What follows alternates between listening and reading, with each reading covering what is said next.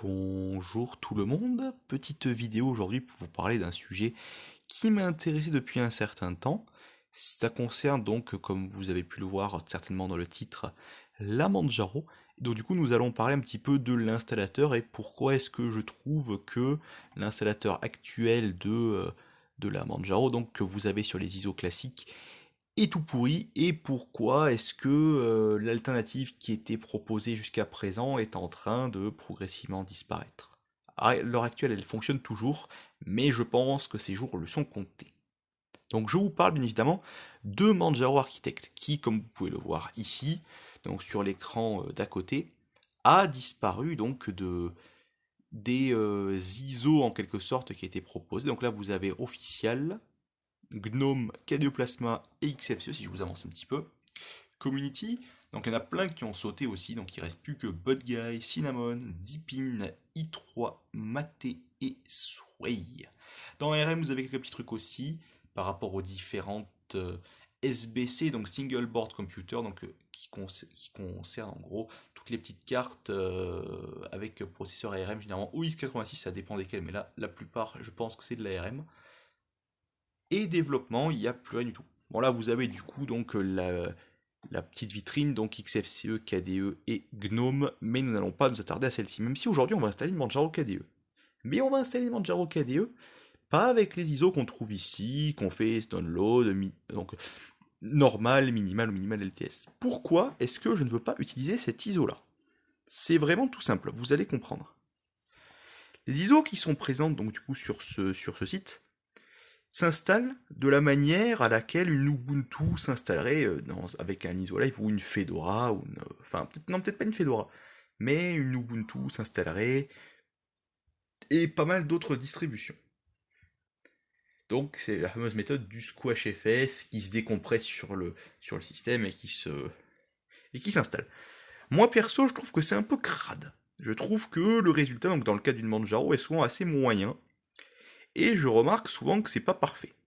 Donc justement, je me dis qu'il y a plein d'autres alternatives, et notamment il y en a une, qui est une alternative qui à l'époque était officielle, et dont maintenant le statut est un petit peu compromis. Donc si nous allons voir un petit peu dans les librairies de paquets de chez Manjaro, donc là vous avez ici donc, tout un tas de bordel, et vous voyez notamment ici Manjaro Architect. Donc Manjaro Architect Dev également, Manjaro Architect Dev Launcher, Manjaro Architect Launcher, et quelques autres trucs donc, bon, qui concernent Manjaro. Donc quand vous tapez Manjaro dans les dépôts de Manjaro, vous avez beaucoup de trucs qui commencent par Manjaro. Donc bon, ça va un peu plus loin, voilà. D'autres trucs à prendre en dessous, voilà, je pense que vous avez compris. Ça va assez loin. Bon après, trucs qui sont plus ou moins intéressants, mais bon, voilà, on n'en est pas là. Manjaro Architect Launcher. Donc, ou Manjaro Dev Launcher, ou Manjaro Architect Dev, ou Manjaro Architect tout court. Donc concentrer sur le Architect tout court. Parce que c'est vraiment celui-là qui nous intéresse. De toute façon, s'il y avait d'autres paquets qui étaient nécessaires, les dépendances fonctionneraient et donc du coup il installerait le paquet. Notez la version 0931 et bon la commande qui est nécessaire du coup pour installer ou supprimer ce paquet. Donc là nous notons la version 0.9.30 première compilation. Enfin, première recompilation plutôt. Si vous allez voir sur le GitLab de Manjaro, donc voilà du coup je notais tout à l'heure de quoi cloner ce repository plus tard, donc une fois qu'on aura booté sur Manjaro, là alors actuellement on est sur Windows. Et du coup, donc là, on a un dépôt qui a été modifié il y a 2 mois. Donc après, est-ce qu'on a une date exacte? Je ne sais pas, je ne pense pas. On va essayer de cliquer sur un truc. Voir si on a une date qui vient se... mais visiblement, non, je ne vois pas. En tout cas, il y a eu des merge requests récemment qui ont été faites, mais il n'y a pas vraiment de nouvelles... non. Enfin, en tout cas, les dates sont, c'est marqué il y a 2 mois, puis en gros, c'est il y a 2 mois et il n'en est rien d'autre. Peut-être que après avoir cloné le truc, on arrivera peut-être à avoir une date d'accès ou de modification. En tout cas, ici, si on va voir dans les branches du Git, bon, il y a pas mal de trucs. Bon, la branche maintenance apparemment existe, mais ne sert plus à rien puisqu'elle a été clonée avec le master. Et il y a pas mal d'autres tests qui ont dû être faits avec les années, notamment un pour Artix, ici. Je sais pas si c'est portage de ça pour Artix. Mais en tout cas, ici, dans la dernière version qui est marquée ici, on a 0934, qui date d'il y a un certain temps également. Donc je dirais, allez, on va dire 5 mois, donc du coup, pour la dernière modification sur cette branche. Ah, si, en fait, en surlignant dessus, on a la date. 6 mars 2021. Bon, voilà. Donc le 6 mars 2021, c'est la dernière date de modif pour cette version-là. Si on va dans Master, c'est il y a 2 mois, donc le 19 juin 2021 à 7h33 du soir, heure GMT plus 2, donc ce qui correspond au fuseau horaire français. En tout cas, l'heure de Paris, elle est respectée. Bon. Et du coup, moi, ce que je me disais, c'est que Manjaro intègre un truc, vu qu'ils l'ont un petit peu déprécié de leur côté, ils se sont dit, bon, on va laisser ça sur le Git, et on va laisser les gens bricoler, mais on va pas réintégrer une nouvelle version dans les dépôts stables de Manjaro. Peut-être que dans les dépôts unstable, dans les dépôts testing, peut-être qu'il y a une version plus récente. Mais je pars du principe que Manjaro, les vrais dépôts, donc les dépôts qui sont stabilisés, fiabilisés, tout ce qu'on veut, donc l'ensemble cohérent, il est dans stable, il n'est pas dans unstable ou dans testing. Donc du coup, on va voir un peu ce qui se passe.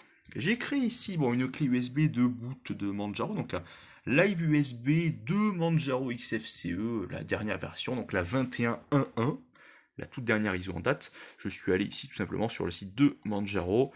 J'ai fait, bon là je suis allé dans Download, j'ai fait Get XFCE, j'ai fait le premier, je me suis pas fait chier, j'ai pas pris de minimal, j'ai pas pris de minimal LTS, puisque bon, c'est on va dire la version la plus stock. C'est d'ailleurs la Manjaro XFCE, l'édition de Manjaro qui est la plus plébiscitée, puisque c'est la première qu'ils ont faite et ils se sont toujours dit que c'était vraiment parfait. Donc pour commencer, voilà. La KDE, la GNOME, et après toutes les commentaires sont arrivés par la suite. Ce que je vous propose maintenant, c'est donc de se débarrasser de tout ça. Ici, donc on va pouvoir fermer ça. On va redémarrer. Et on va voir si cette clé USB, déjà dans un premier temps, est bootable. Car déjà, c'est la première, on va dire, entre guillemets, difficulté. Et je remarque que c'est la première fois que vous voyez cet ordinateur portable également. Donc c'est, on va dire, un setup un peu temporaire que j'ai là devant vous-même. Et du coup, bon, ça va me dépanner un certain temps, ayant des petites... donc on fait un petit F12, voilà, donc préparer one time mute menu, et on va voir si la clé fonctionne. Donc si jamais la clé ne fonctionne pas, on en refera une, il n'y a pas de souci. Et je remarque que ça ne fonctionne pas, donc je vous reprends une fois que ça sera bon. Voilà, donc nous nous retrouvons maintenant sur le menu donc de l'ISO de la Manjaro. Nous allons du coup sélectionner les quelques petits trucs qu'il y a à sélectionner ici. Donc on fait ça vite fait, bien évidemment. Donc on sélectionne notre disposition de clavier, notre fuseau horaire et quelques autres petits trucs. Bon, voilà, je fais ça assez rapidement. Tac, voilà. Et du coup, nous allons démarrer donc il y a tout peu de choses. Donc ce qui faisait que ça ne démarrait pas, et c'est d'ailleurs un petit truc que vous devez vous rappeler, c'est que vous ne pouvez pas du coup démarrer une Manjaro du coup avec le Secure Boot activé. Donc c'est un problème du coup que vous pouvez rencontrer. Donc là, les écrans sur les côtés affichent le démarrage du système D, donc les différents petits points donc, qui sont notés.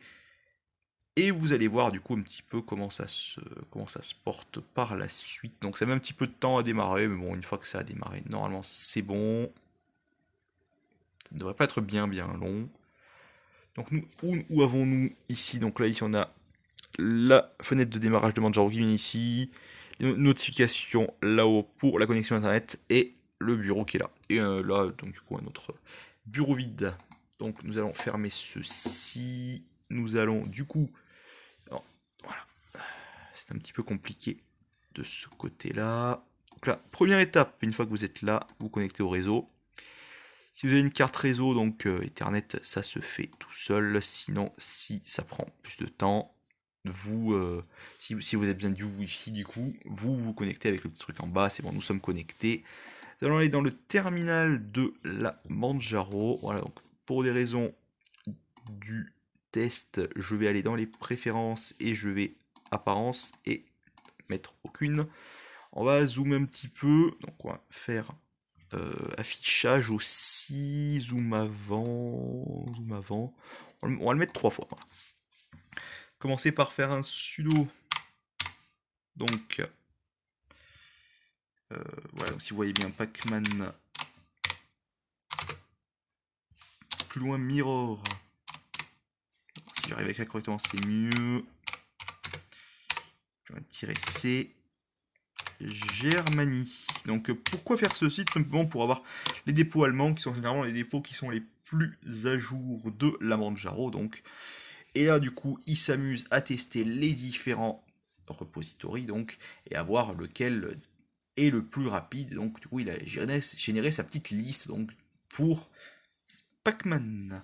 Ensuite, donc, on va faire un petit sudo Pacman. Plus loin, enfin, plus loin, si j'arrive à voir comment, tirer, oui, SYU.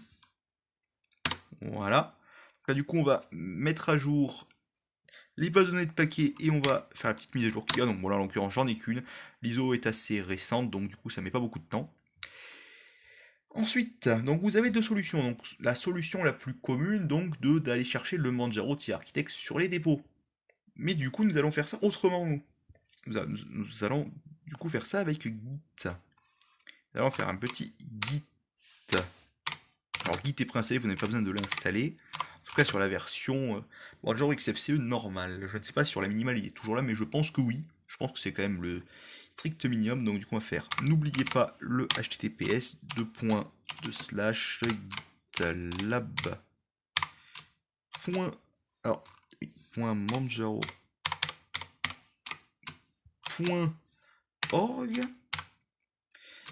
/application, donc le slash, non, il est là, application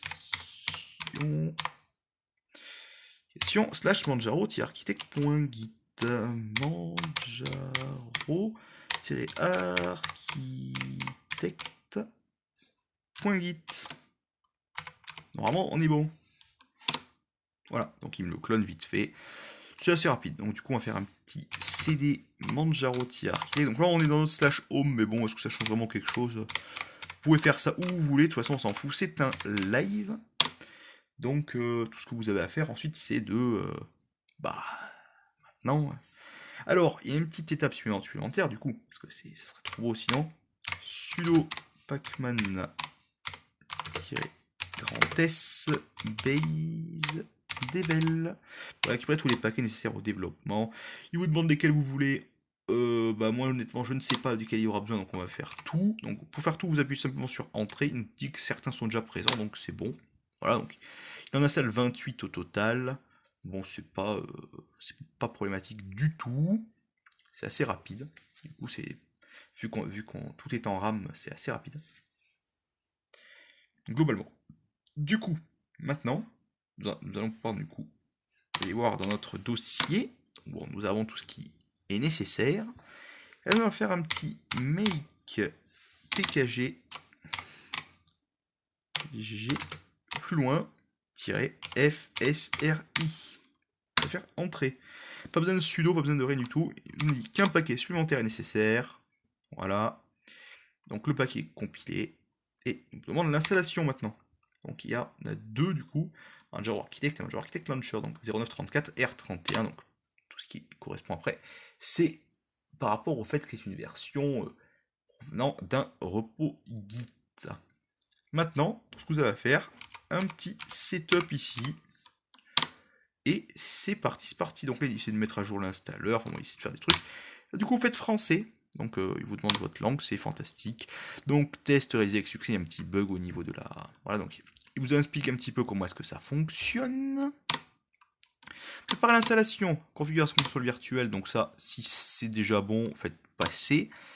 Liste des périphériques, ça vous fait un petit LSBLK, donc ça vous affiche en fait les différents périphériques de stockage que vous avez branchés sur la machine. Donc SDA, c'est là où on va installer, SDB, c'est là où il y a Windows, et SDC, c'est la clé USB qui nous a servi à démarrer la Manjaro. Donc là, on va faire retour, partitionner les disques. Je sélectionne mon dev SDA, je vais faire partitionnement automatique, mais si vous voulez faire partitionnement manuel, c'est en dessous, en fonction des différentes méthodes, petits outils que vous avez en dessous, que vous préférez. Donc moi, je fais partitionnement automatique. Donc ils nous disent qu'il fait en automatique, donc il fait une partition de démarrage boot, ensuite il fait une partition, slash, donc un root, quoi, la partition racine.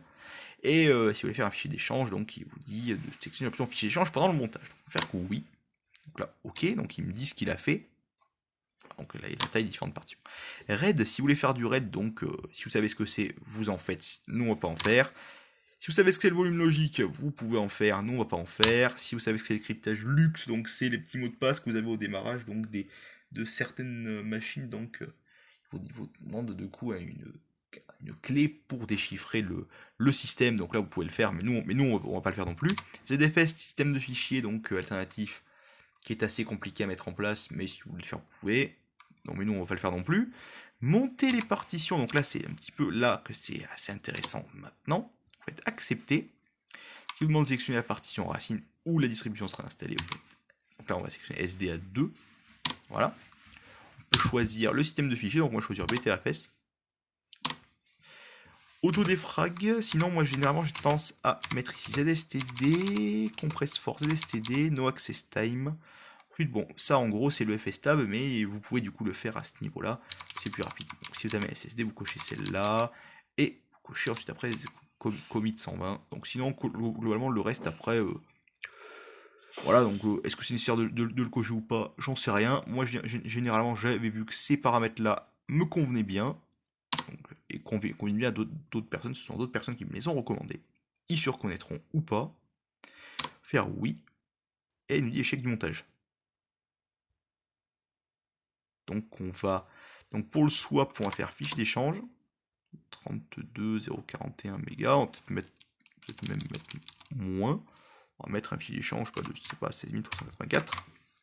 Ah, si c'est mieux, voilà, 384, s'il vous plaît, 16384 M, du coup pour MB, faire accepter.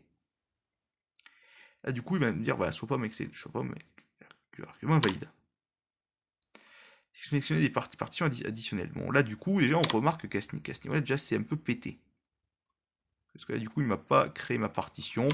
Voilà, donc, du coup, là, déjà, on est déjà un petit peu... il y a déjà des petites complications. Donc, bon, on va faire un petit CTRL-C. On va faire terminer. On va fermer l'installateur. On va relancer l'installeur. Faire setup. Solar, bon, il tente, voilà. Ce truc, choisir la langue passée, paramètres de langue, mise à jour de la base de données. Bon, on reprend depuis le début. Prépare l'installation, donc ça on a fait, list périphérique ça on a fait, partitionner les disques ça on a fait. Donc vous voyez un petit peu comment ça se passe, c'est l'état actuel de l'installeur Manjaro Architect, donc du coup, à quel point c'est à moitié fonctionnel, donc bon, du coup, peut-être que la version des dépôts est peut-être plus fonctionnelle, nous allons la tester après, nous allons voir si cela fonctionne mieux ou pas, mais en tout cas, j'ai mes petites notes à côté, et je vois que c'est pas glorieux. Donc, nous allons donc partitionner les disques, on y revient, donc dev SDA, partitionnement automatique, on va faire oui, donc là, il nous dit ce qu'il a fait. Ça on s'en fout, ça on s'en fout, ça on s'en fout. Donc ça on s'en fout, monter les partitions, accepter. Je voudrais bien donc monter SDA2 en BTRFS. Donc voilà, donc il essaie de la monter. Et il n'arrive pas à la monter. Donc ça vient peut-être de là aussi. Hein. Voilà, donc on va peut-être tenter du coup un autre système de fichiers cette fois-ci. On va tenter le XT4. On va voir s'il arrive un petit peu plus facilement à nous faire quelque chose ici. Donc du coup il nous le formate en XT4. Ça marchera peut-être mieux. On sait pas.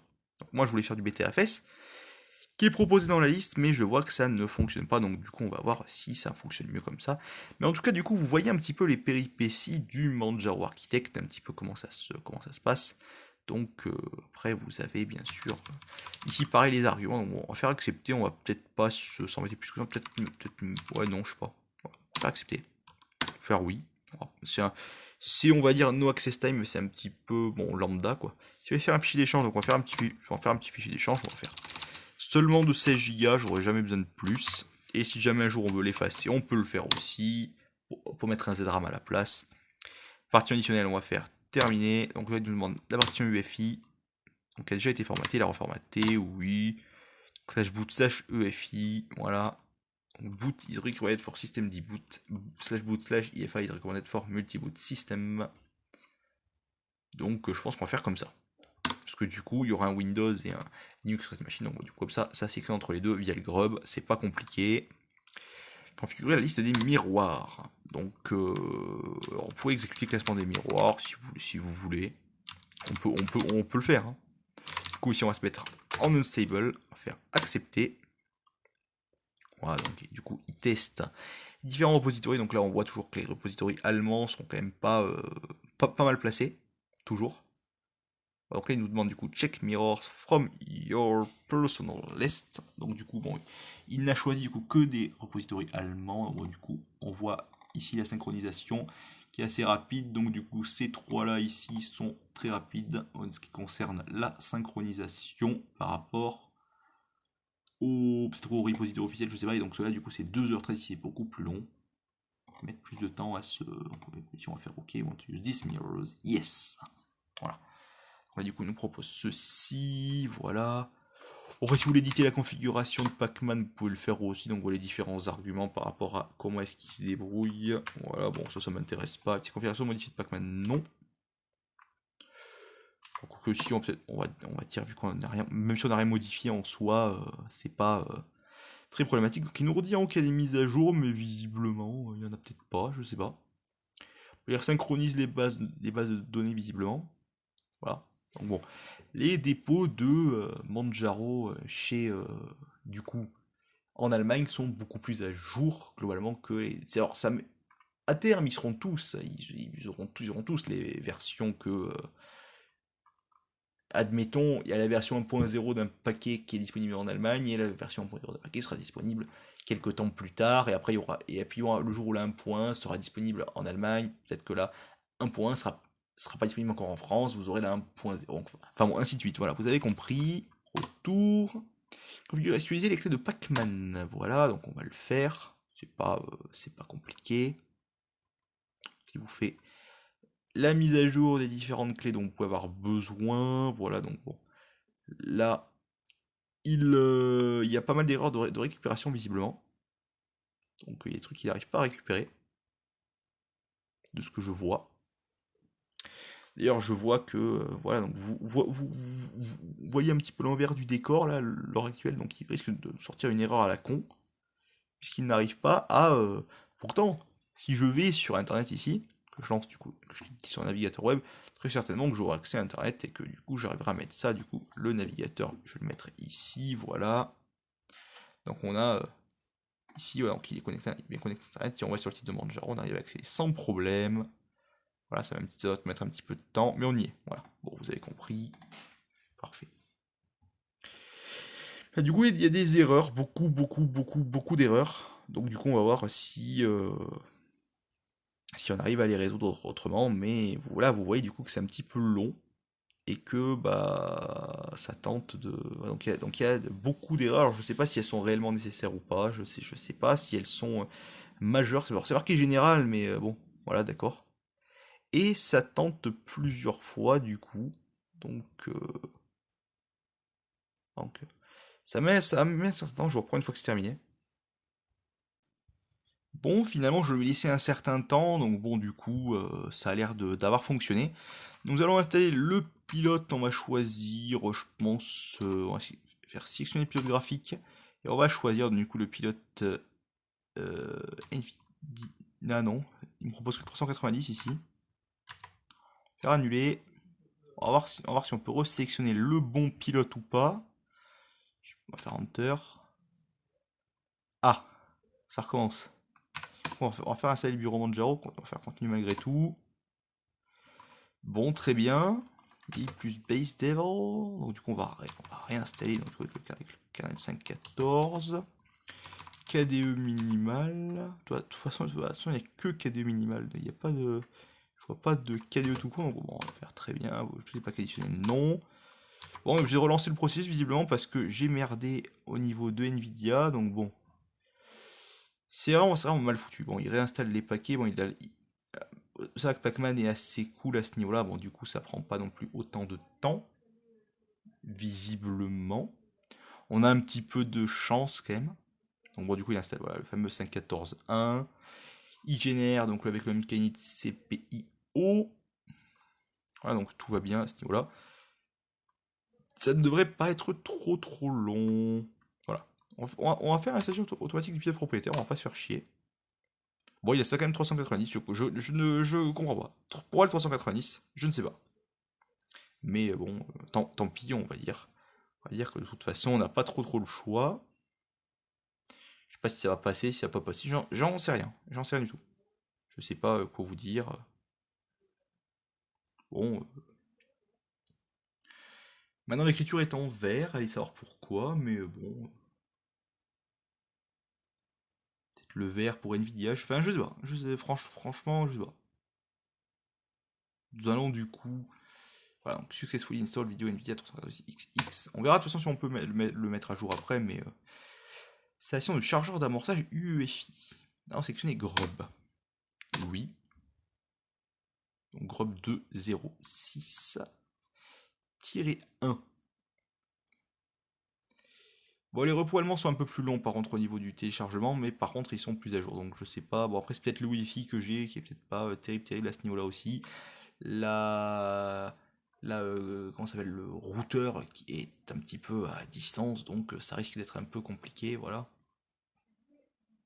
Donc, il a installé Grub, il a installé le thème de Manjaro pour le Grub, donc bon, ça aussi c'est parfait. Certains microcodes UEFI peuvent ne pas détecter le chargeur d'amorçage, à me le définir par défaut en copiant son module UEFI, blablabla, renommé, boot 64, et recommandé de le faire. Du coup, j'utilisais déjà un chargeur d'amorçage par défaut, c'est utiliser plusieurs chargeurs d'amorçage. Bon, on va faire oui. Ça au moins c'est fait. Nous allons configurer la base. Donc générer fstab. Oui, on va faire par UID. Alors, est-ce que ça le fait ou pas? Finir nom d'hôte. On va l'appeler Dell. Ou allez, M4800, tiens, puisque c'est le nom de la machine. On va mettre régionaux, FRFR, changement du clavier, on descend un petit peu, on se met en FR. Refuse horaire, on va mettre Europe. Ensuite, on va choisir un peu plus bas, on doit avoir Paris normalement. Sous de slow toujours. Oui, je veux bien. Donc, et UTC, sauf UTC dual boot Windows, donc on va mettre en local time.